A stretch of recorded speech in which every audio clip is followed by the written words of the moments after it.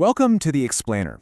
Today we're unpacking a totally paradigm-shifting perspective from historian Yuval Noah Harari. We're looking at how we actually define consciousness. And look, this isn't just some dusty philosophical debate for academics. How we understand this concept literally forms the bedrock of our modern laws, our rights, and honestly, how we're going to survive the impending rise of AI. Let's get right into it. Okay, let's kick things off by contrasting two wildly different views. Traditionally, science has treated consciousness like a neutral observer, kind of like a security camera, just passively taking in data from the world. But Harari introduces this radical counter-idea. He says consciousness is the exact opposite of neutral observation. At its core, it's the capacity to suffer. Think about it. When you feel pain, your mind isn't just neutrally recording data, right? It's actively, violently rejecting your present reality. And this completely redefines our place in the world. Harari proposes a super concrete definition. Consciousness is the capacity to suffer. I mean, stones, tables, cars, they don't have it.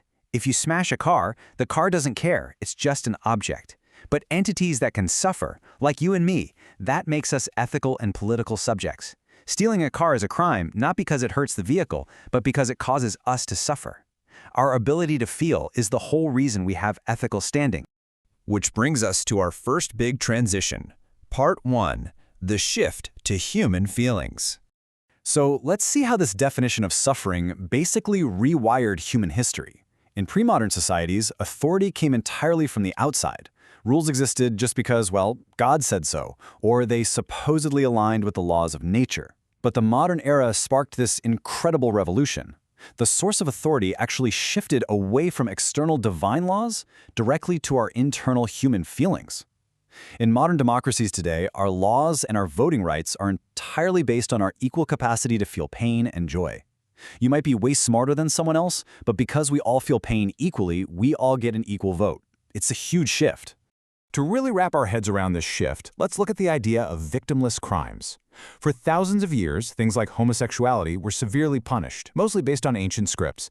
But as authority shifted to human feelings, society started asking a really profound new question.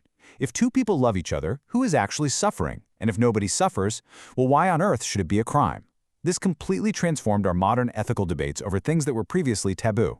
You can actually see this exact conflict playing out today. Take a pride parade in Jerusalem, for example.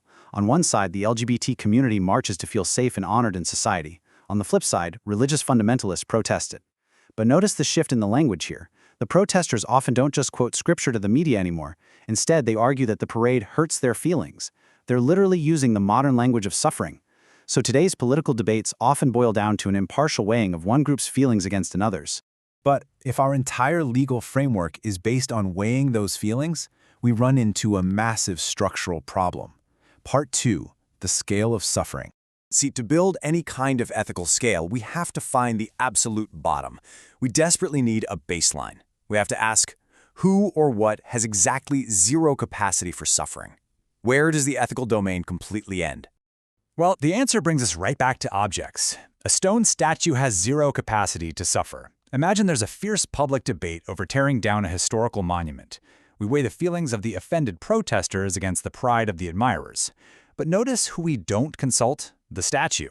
If you cut off its head and throw it in a river, it doesn't hold a grudge. It is merely an object, so it has absolutely zero political standing.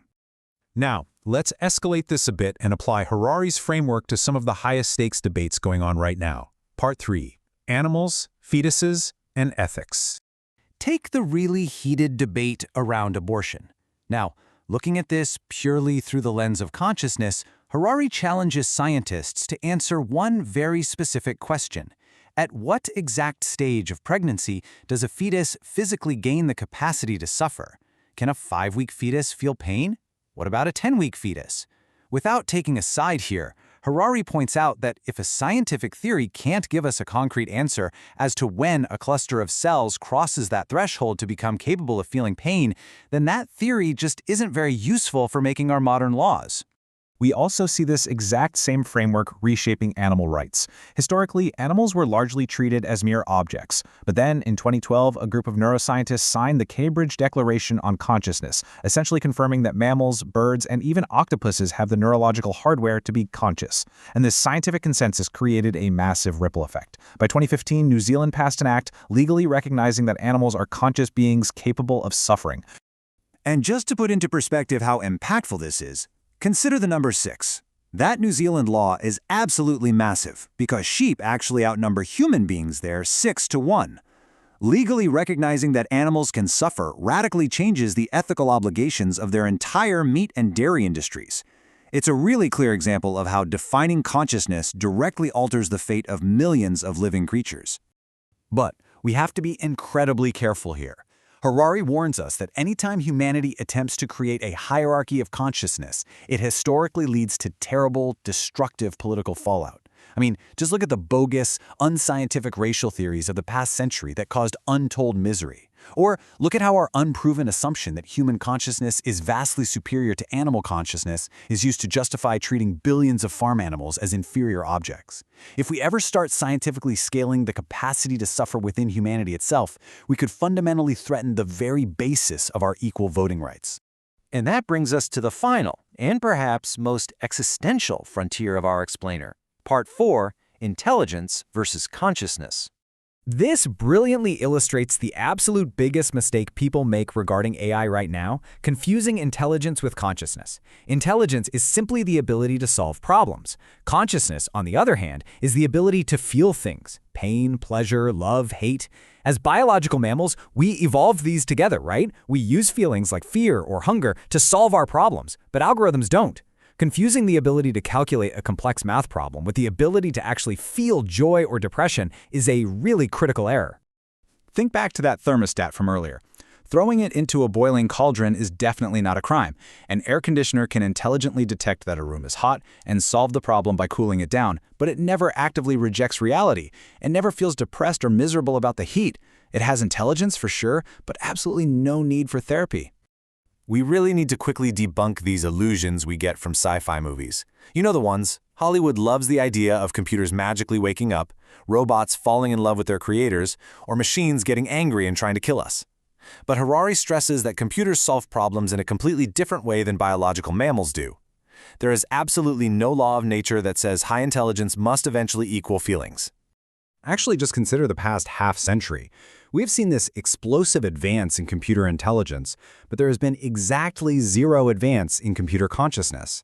A modern supercomputer is vastly better at playing chess than a vintage machine from the 1950s, but it doesn't feel even a drop of joy when it wins. The dial on consciousness literally hasn't moved at all. Just because a machine vastly outperforms us, that doesn't mean it feels anything.